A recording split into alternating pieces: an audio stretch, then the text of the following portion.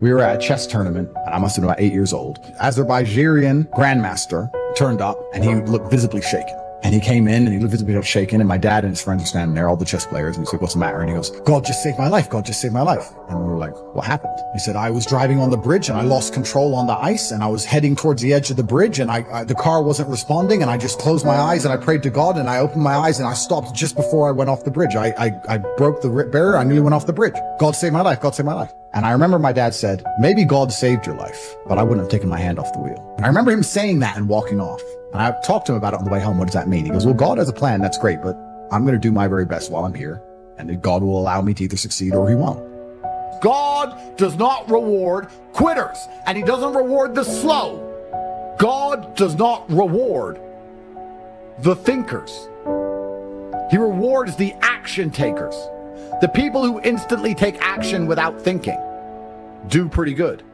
The number one thing you should not do, I'll make this very, very clear, is never find yourself looking at your situation and feeling sorry for yourself. Listen, my friend, you have arms and legs. So there's a bunch of people who don't even have that. So there's no point in sitting there and feeling sorry for yourself. That's not going to help you in any regard. There's no point you feeling sorry for yourself. If the women don't feel sorry for you and the world don't feel sorry for you, nobody else feels sorry for you. So there's no such thing as an excuse. You either win or you lose. Life is binary. It's black or white. You're either successful or you are not. When you lose, it's because somewhere, at some point, you made a mistake. You did. And I've never been in a chess tournament as a kid, and people had mercy on me. The cosmos, karma, the universe, whatever you want to call it, has no problems with you making mistakes as long as you learn. And take absolute self-accountability. You don't blame anyone else. You don't cry about it. You don't make excuses. If you do that, you do not use one of your mistakes. Then you get another free roll of the dice. You can actually make a mistake over and over and over again. But as long as you learn a lesson every single time, then you're allowed another mistake. As long as you sit down and dedicate the time it requires to look at the scenario and find out where you went wrong, then you're allowed another mistake, a free one. If you make a mistake and you refuse to take accountability, refuse to sit there, refuse to find the lesson in the chaos, refuse to blame yourself, that is when you use one of your lies. You're only allowed to make mistakes like that 2 or 3 times before your life is wrecked.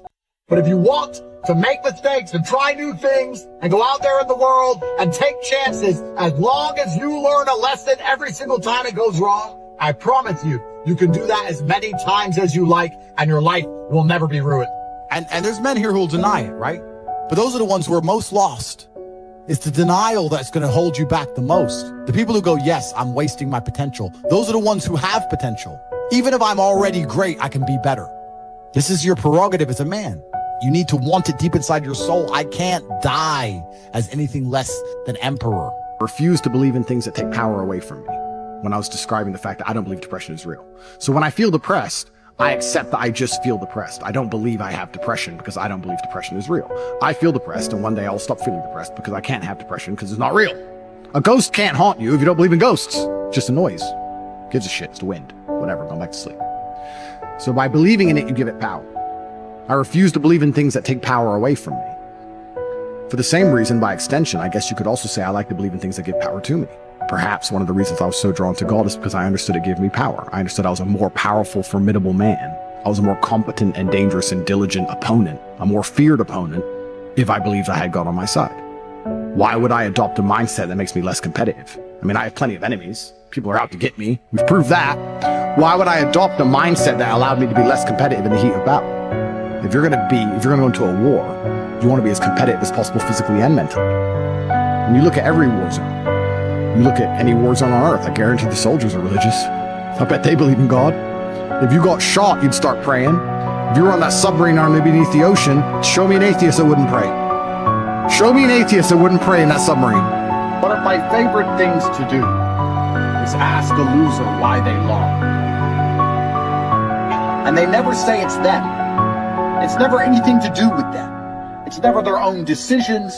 It's never the position they put themselves in. It was some outside force. It just happened.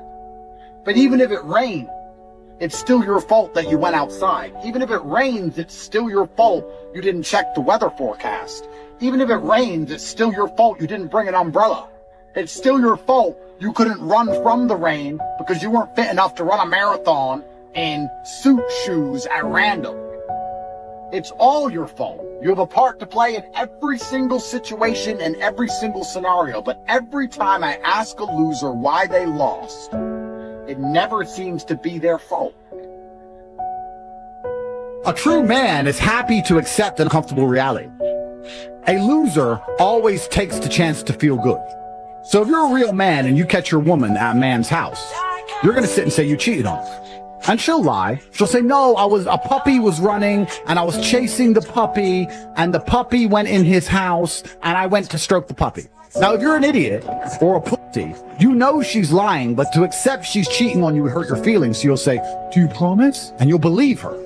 Because believing her is more comfortable than accepting the unhealthy truth, the unhappy truth that she is cheating. When I said depressions were losers, I obviously weren't talking about military veterans who lost their legs. Of course I wasn't. I was talking about the 19-year-old in their bedroom with nothing wrong with their life. I'm fat because of my thyroid. I'm sad because of depression. I drink because of alcoholism. No matter what it is, it's not their fault. They don't want to sit there and go, well, this Andrew Tate guy, he grew up broke and he made something of himself. And I grew up privileged and I made nothing of myself. I must have caught something from the sky. No, they just don't want to accept reality. They don't want to face facts. You get to roll out, be fat, be out of shape, be broke, be unimportant with no girlfriend. And instead of the world thinking you're a loser, you get to say, I'm not a loser, I'm depressed. It's a shield. Yeah. And I say, that's why you don't want to lose your shield. Because now you have accountability, now you have performance. It's a cop out. F it off. I don't give a shit if it's real or not. We're not about that. We're talking about success here. Get rid of your excuses, stop defending the thing that's ruined your life, and get to fucking work. You cannot quit, you cannot give up. You need that momentum to break free. When a rocket is flying out towards the moon to escape the atmosphere, it doesn't pause halfway up in the sky, does it? No, it keeps going. You are the only person who can make this work, and you're also the only person who can this up.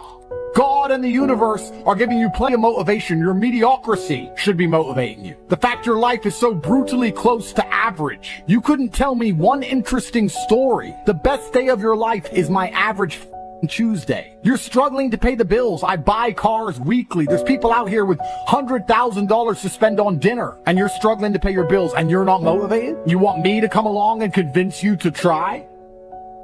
And they should look in the mirror, look deep in their own eyes and say, yes, I'm f***ing disgusting. I can change this. That's the beauty about being a man. If you're disgusting, you can change it. You must accept it first.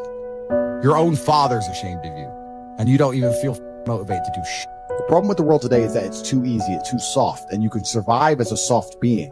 You may survive, but you will not be happy. True happiness to man comes from strength. You're only going to have strength if you have been tested. Life is not always about winning and losing as a man. As a man, sometimes life is about simply fighting anyway, standing up and doing what you're supposed to do, even if you know there is no chance of victory. That's what true manhood is. It's easy to be brave when you have hope. When you have no hope at all, that's where true bravery is shown.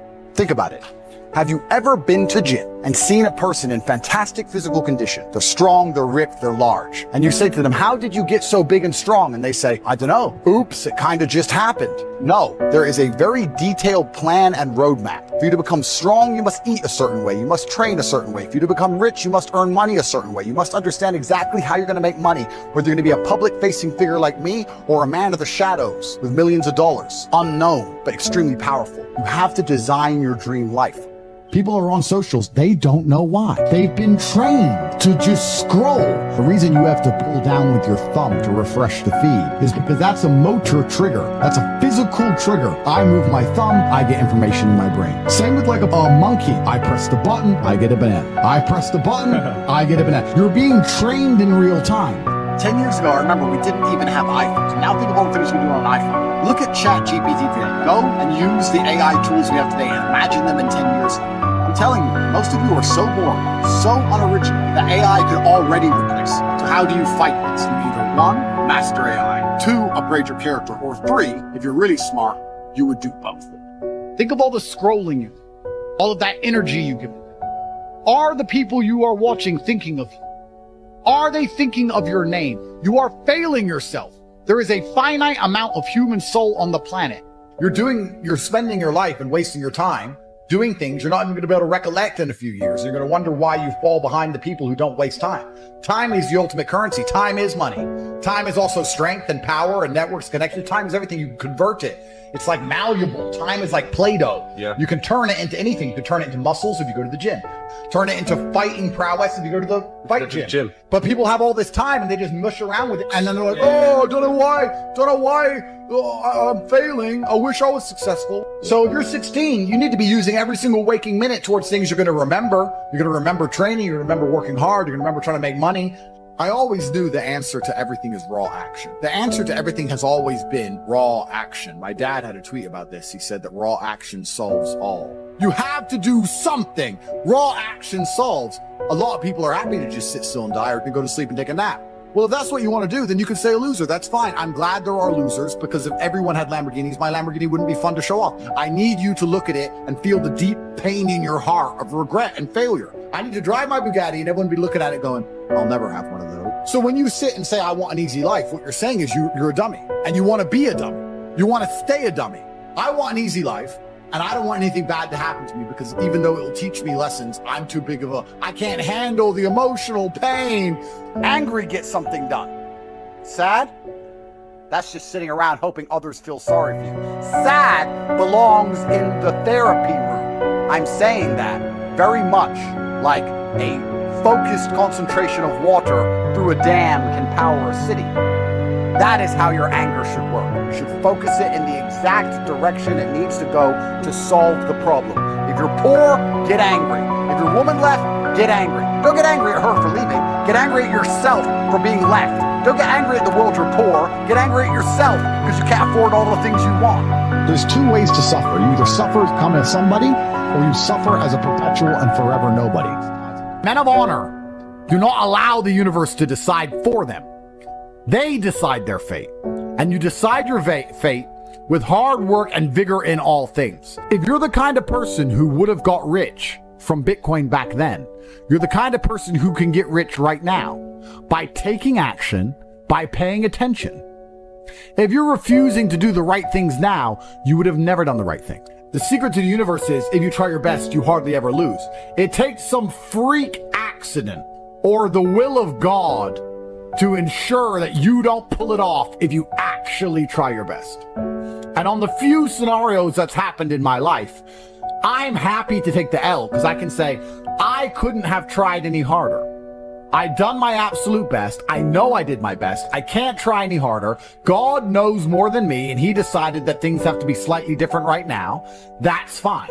It's easy to take the L if you try your best. So if you try your best, you never feel the bitter sting of regret. You never feel the dark rankness. You never taste failure. It's never in your mouth. It's never lucid. It's never tangible because you approached the scenario with absolute vigor. And truthfully, effort is a muscle like everything else. The more you exercise it, the better it becomes. So even if you try for 100% for something and fail, you've exercised your effort muscle, which means you haven't failed because you've learned something and become better at giving effort to things. You've become better at being concentrated on a task. So it's nearly impossible to fail in these scenarios. I think if a couple bad things happen to you, you should be intelligent enough to realize that eventually you're going to get over it and you're going to learn an important lesson. It's going to change you in the correct direction. And Allah's the best of planners and he knows what you need to learn. I think that as humans, especially as men, we only learn the hard way anyway. There's two ways to learn a lesson, the hard way and the hardest way. There's no easy way to learn a lesson. You have to learn the hard way. So God gives us lessons via difficulty. He thinks you need to learn this about yourself or this about other people. So I'm going to give you a difficult time so you can learn your lesson. Because if I told you, if I just said, hey, this is how the world works, you go, yeah. So God will give you a difficult time so you learn your lessons. And the lessons are very important for you to be the person who you need to be in this life. He's the best of planners. And I'm thankful for all the lessons he's given me. He's bestowed knowledge upon me.